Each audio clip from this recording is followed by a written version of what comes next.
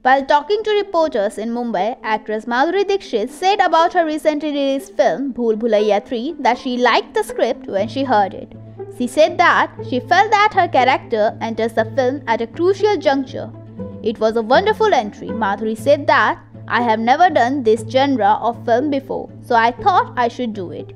I decided to do it because it gave me a chance to do something different. जब मैंने कहानी सुनी थी तभी मुझे बहुत अच्छी लगी थी। अनीस जी ने पूरा स्क्रिप्ट सुनाया था और मुझे ऐसे लगा कि मेरा कैरेक्टर एक बहुत इम्पॉर्टेंट मोड पे आता है फिल्म में। एंट्री बहुत कमाल की उन्होंने रखी थी और उसके बाद जो कन्फ्यूजन पूरा होता है वो भी कमाल का था। एंड मैंने कभी इस जॉनरा की फिल्म की नहीं थी, so I thought I have to do it. मैंने पार्ट 1 पार्ट 2 भी देखी हुई थी, सो आई न्यू कि किस तरीके का जॉनरा है ये, और I decided to do it क्योंकि it gave me something different. Well, on set तो एनर्जीज होती है, जो कैरेक्टर आप प्ले कर रहे हैं उसकी एनर्जी रखनी पड़ती है। जब फ़ैन होते हैं लोग तो बहुत सारे एक्सपेक्टेशंस होते हैं आपसे, तो वो कंपार्टमेंटलाइज करना पड़ता है वो पार्ट ऑफ योर ब्रेन कि वो भूल जाइए आप एक कैरेक्टर प्ले कर रहे हैं और you have to do it to the best of your ability.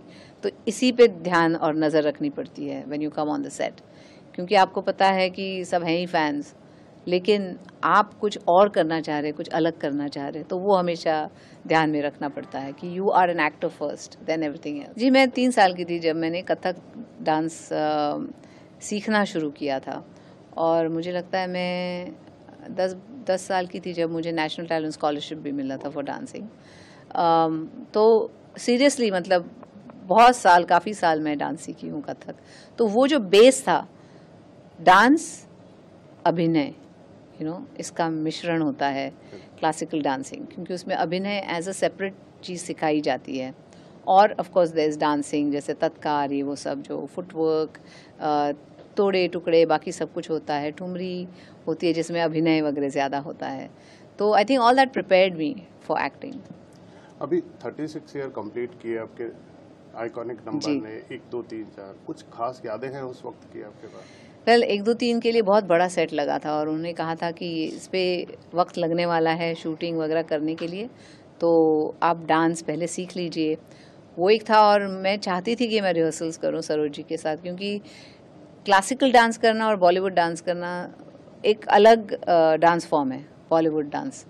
तो वो मैं उसकी जो स्टाइल थी वो मैं सीखना चाहती थी, और वो सरोज जी से मुझे सीखने मिली। और जब 1 2 3 हमने पिक्चराइज़ किया तभी भी बहुत मज़ा आया, क्योंकि गाना ही ऐसा था। और मुझे याद है कि हमारे पास जूनियर आर्टिस्ट थे, कम पड़ गए एक दिन, तो जो स्ट्रीट पे जो चल के जा रहे थे उनको कि आपको शूटिंग देखनी है, आप आइए ऐसे करके पूरा महबूब हॉल पूरा फुल कर दिया था उन्होंने एंड तक। और जब वो जो ऑर्डिनरी पब्लिक थी उन्होंने गाना सुना तो उनको इतना अच्छा लगा, एक लड़के ने शर्ट उतार के ऐसे फेंक दिया हवा में। तो एन चंद्रा जी ने वो देखा, वो बोले ये बहुत कमाल की चीज़ हो गई, सब करो अभी। तो ऐसे लगना चाहिए कि वाकई एक रॉक कॉन्सर्ट चल रहा है किसी का, और उसमें लोग मज़ा ले रहे हैं डांस का। तो वो जो एनर्जी आ रही थी उस क्राउड से वो अमेजिंग थी। जब मैं डांस अंदाजा था क्या शूट होते हुए कि ये इतना बड़ा गाना बनेगा? या मतलब ये था कि गाना बहुत अच्छा है, बहुत कमाल का गाना मिला है और डांस भी अच्छा हो रहा है, लेकिन ये नहीं पता था कि इतना आइकॉनिक हो जाएगा ये गाना। नहीं, क्या है, प्रायोरिटीज़ हैं। मतलब मेरी फैमिली मेरा पहला प्रायोरिटी है। जैसे सब कह रहे थे आप यहाँ नहीं थे, यहाँ पे भूल भुलैया रिलीज़ हो गई, हिट हो गई, आप कहाँ हैं? But it's my 25th anniversary, wedding anniversary this year, and I, हाँ जी, थैंक यू। तो मैं ग्रीस गई थी with my husband to celebrate my 25th। तो that was my priority at that point. मैंने कहा मैं वापस आऊँगी तो आई विल डू वो द इंटरव्यूज़ और जो भी आप चाहते हैं मुझे करने के लिए। तो फिर जब मैं वापस आई तो हमने PR एक्टिविटी मेरे साथ शुरू की। तभी हमें बताया था सुपर हिट होगी तभी मूवी देखते अगर पिक्चर नहीं चली तो माधुरी जी अवेलेबल नहीं।